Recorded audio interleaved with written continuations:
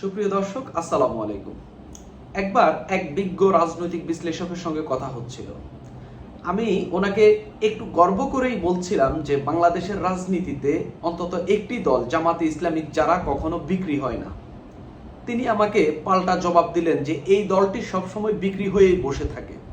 তার যুক্তি ছিল যে বাংলাদেশের স্বাধীনতা যুদ্ধের এবং বাংলাদেশ সৃষ্টির বিরোধিতা করেও এই দলটি এখন পর্যন্ত দুইবার সরকারের অংশ ছিল, দুইবার সরকার গঠনে তাদের ভূমিকা ছিল। যে দুইবারই তারা সরকারের অংশ ছিল, বিএনপির কল্যাণেই তারা সেই দুইবার সংসদে গিয়েছে, সরকারের অংশ হয়েছে। 1991 সনে যে সরকার গঠিত হয়েছিল এবং 2001 সনে যে সরকার বিএনপির নেতৃত্বে যে সরকারগুলো গঠিত হয়েছিল, এই দুটি সরকারেরই অংশ ছিল জামাত। তার কথাও আমি আসলে ফেলে দেওয়ার মতো তেমন কিছু ছিল না, কারণ এই জামাত তো এই দুইবার সরকারের অংশ হয়েছিল, তবে দুইবারই বিএনপির কাঁধে ভর করে। আবার এটাকে একটু অন্যভাবেও বলা যায়, বিএনপি দুইবার জামাতকে নিয়েই সংসদে গিয়েছে বা সরকার গঠন করেছে। সেক্ষেত্রে বিএনপিরও জামাতের অ্যাসিস্ট্যান্ট দরকার হয়েছিল। সেই জায়গায় যে দুইবার জামাত সরকারের অংশ হয়েছিল, সেই দুইবারই আওয়ামী লীগ রাজনৈতিক দৃশ্যপটে ছিল। এবার আওয়ামী লীগ রাজনৈতিক দৃশ্যপটে নাই, সেই ক্ষেত্রে বিএনপিরও জামাতের দরকার পড়ছে না, কিন্তু জামাতের এখনো বিএনপিকে দরকার পড়ছে যদি তারা সরকারের অংশ হতে চায়। সেই জন্য জামাত এখন আওয়ামী লীগ যেহেতু বিএনপির প্রতিদ্বন্দ্বী হিসাবে রাজনীতির মাঠে নেই এবং বিএনপিও জামাতকে খুব বেশি পাত্তা দিচ্ছে না, সেই জায়গায় জামাত এবার ক্ষমতা কিংবা সরকারের অংশ হওয়ার জন্য ভর করেছে বিদেশিদের উপর। আপনি হয়তো প্রশ্ন করতে পারেন, জামাত এককভাবে কিংবা জোটবদ্ধভাবে বিএনপি ছাড়া অন্য রাজনৈতিক দলগুলোর সঙ্গে জোট করে যদি নির্বাচন করে, তারা তো ক্ষমতা বসতেও পারে। কিন্তু জামাতের যে নির্বাচনের যে ইতিহাস, ভোট পাওয়ার যে ইতিহাস, সেটা বলে না যে জামাত সরকার গঠন করার মতো ভোট কিংবা আসন তারা পাবে। 1991 সনের নির্বাচনে তারা 18টি আসন পেয়েছিল। এই এরশাদের পতনের পর সবচেয়ে বেশি আসন তারা সেবারই পেয়েছিল। 96 নির্বাচনে তারা সম্ভবত 3টি বা 2টি আসন পেয়েছে। 2001 সনে বিএনপির সঙ্গে জোট করে তারা 17টি আসন পেয়েছে। আর 2008 সনে যে নির্বাচন হয়েছে, সেটাতে তো তাদের একেবারে ভরাডুবি হয়েছে। বিএনপি সহ তাদের যে জোট, মোটামুটি সবারই ভরাডুবি হয়েছে। সেই জামাত যে এই কারো সঙ্গে জোট করে নির্বাচনে অংশ নিয়ে, বিএনপি ছাড়া কারোর সঙ্গে নির্বাচনে অংশ নিয়ে যে তারা সরকার গঠন করার মতো যে আসন পাবে, সেটা মোটামুটি জামাত নিজেও বিশ্বাস করে না বলে আমি মনে করি। এখন কথা হইল, তাহলে জামাত যে সরকারের অংশ হতে চাচ্ছে, সেটার জন্য তারা কি করছে? আমরা জানি দেশে ঐকমত্য কমিশন, সংস্কার, নির্বাচন কেন্দ্র নিয়ে সরকারের সঙ্গে রাজনৈতিক দলগুলোর নানান আলোচনা চলছে। এর ফাঁকে জামাত ব্যাপকভাবে বিদেশিদের সঙ্গে ধর্ণা দিয়ে যাচ্ছে, বিদেশিদের সঙ্গে কথা বলে যাচ্ছে, বাংলাদেশের বিভিন্ন ইস্যুতে তারা নালিশ দিয়ে যাচ্ছে। সর্বশেষ জামাত দেখা করেছে কানাডার যে হাই কমিশনার রয়েছেন, কানাডার ঢাকাস্থ high commissioner mister Ajit Singh এর সঙ্গে দেখা করেছেন। জামাতের আমির ডাক্তার শফিকুর রহমান, তিনি এই সাক্ষাৎ করেন। এই সাক্ষাতে বেশ কিছু গুরুত্বপূর্ণ তথ্য বা বেশ কিছু চাওয়া পাওয়া, বেশ কিছু রাজনৈতিক ইস্যু নিয়ে তারা কথা বলেছে। পাশাপাশি জামাত বাংলাদেশের রাজনীতি নিয়ে কানাডার হাই কমিশনারকে, ঢাকায় যে কানাডার হাই কমিশনার রয়েছে অজিত সিং, তার কাছে নানান নালিশ দিয়েছেন। এই নালিশ দিয়ে কি তারা ভোট আদায় করতে পারবে? এই নালিশ দিয়ে কি তারা সরকার গঠন করতে পারবে? এই নালিশ দিয়ে কি তারা নির্বাচনে জয়লাভ করতে পারবে? একেবারেই না। আগে শুনি একটু নালিশটা কি, তারপরে দেখে আরো কি চেয়েছে জামাত। কানাডার কাছে টাকাও চেয়েছে, মানে কানাডার মধ্যস্থতায় টাকা চেয়েছে নির্বাচনের জন্য, তাদের নির্বাচনের জন্য না, দেশের নির্বাচনের জন্য। সেটাও কেন চেয়েছে, সেটা নিয়েও আমি কথা বলবো। জামাতের সিনিয়র নায়েবে আমির আব্দুল্লাহ মোহাম্মদ তাহের বৈঠকের বিষয়ে জানান, হাই কমিশনারকে জানিয়েছি যে তিনিও ছিলেন সেই বৈঠকে। দুঃখজনকভাবে যদি গুরুত্বপূর্ণ মৌলিক বিষয়গুলোতে ঐকমত্য পৌঁছানো সম্ভব না হয়, সেক্ষেত্রে গণভোট অনুষ্ঠানের জন্য আমরা অন্তর্বর্তীকালীন সরকারকে পরামর্শ দিয়েছি।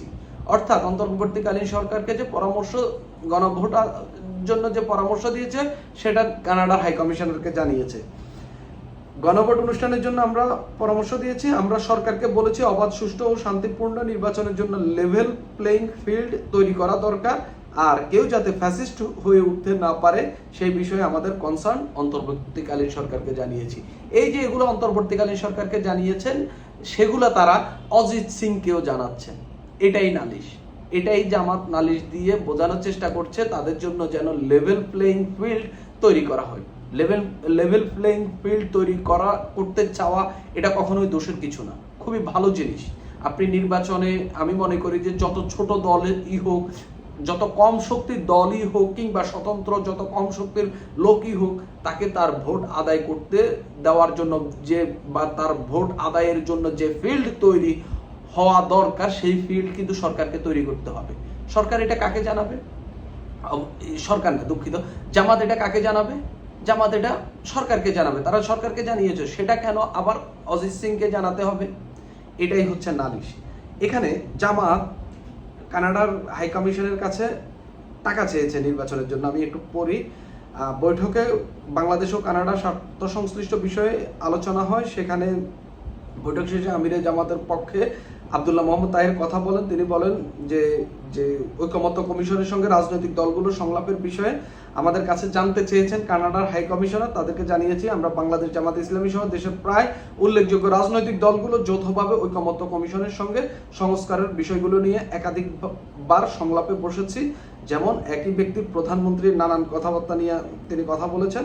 এখানে যে কানাডার কাছে আর্থিক অনুদান চেয়েছে জামাত, যেন হচ্ছে তাদের মধ্য দিয়ে জাতিসংঘ এখানে এই সিসি ক্যামেরার সহ নির্বাচনের আনুষঙ্গিক খরচ মেটাতে মোটা অঙ্কের বাজেট দরকার। এই ব্যাপারে কানাডা সহ উন্নয়ন অংশীদার বন্ধু রাষ্ট্রগুলোর কাছে আর্থিক অনুদানের আহ্বান জানিয়েছে। কানাডা এবং উন্নয়নে অংশীদার যেসব জাতিসংঘ সহ নানান যেসব সংস্থা রয়েছে তাদের কাছে আর্থিক অনুদান চেয়েছে। কেন?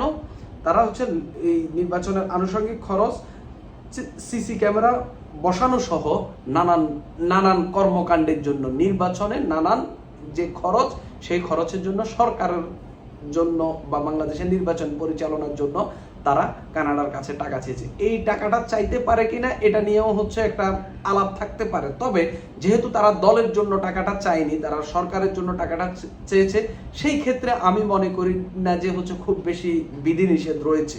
তবে এই যে লেভেল প্লেইং ফিল্ড, তারপরে কানাডা কমিশনের কাছে বাংলাদেশের রাজনীতি নিয়ে নালিশ দেওয়া, এই কাজগুলো গত কয়েকদিন ধরেই জামাত করে যাচ্ছে। আমরা জানি এই ঐকমত্য কমিশনের দ্বিতীয় দফার যে বৈঠক, সেই বৈঠকের প্রথম দিনে অংশ নেয়নি জামাত। কেন নেয়নি?